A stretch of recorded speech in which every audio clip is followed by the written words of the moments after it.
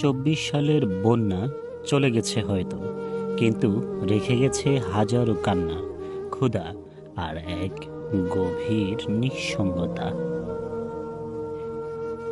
ভাঙা চাল, ডুবে যাওয়া ফসল, ভেসে যাওয়া খাতা আর স্বপ্ন, এটাই ছিল সেই দিনগুলোর বাস্তবতা।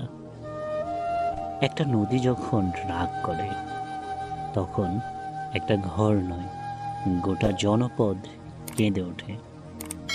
কে কোথায় আছে কেউ জানে না, ফোনে নেই সিগন্যাল, ত্রাণ পৌঁছায় না ঠিক মতো, শিশুর মুখে নেই খাবার, বৃদ্ধের চোখে শুধুই প্রশ্ন।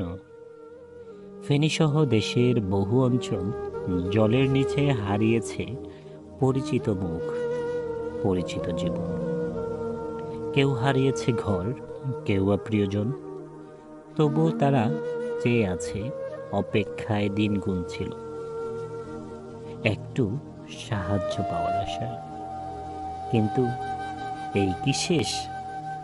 না ভাই, সামনে আবারও আসতে পারে সেই ভয়াবহ পানি, আবারও বুক চিরে দিতে পারে নদী, আবারও চোখের জলে মিশে যেতে পারে হাজারো স্বপ্ন। তাই সময় এখন প্রস্তুতির, সচেতনতার আর দায়িত্বশীলতার।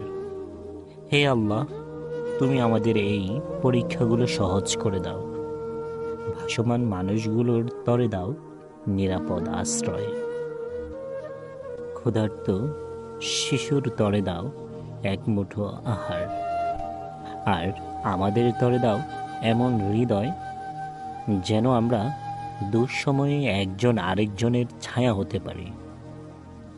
তারা আজও ভাসছে, আপনার একটু সহানুভূতি কারো জন্য হতে পারে এক টুকরো বাঁচার আলো। ভুলে যাবেন না, এই ভিডিওটা যতবার শেয়ার করবেন, ততবার ছড়িয়ে যাবে সচেতনতা।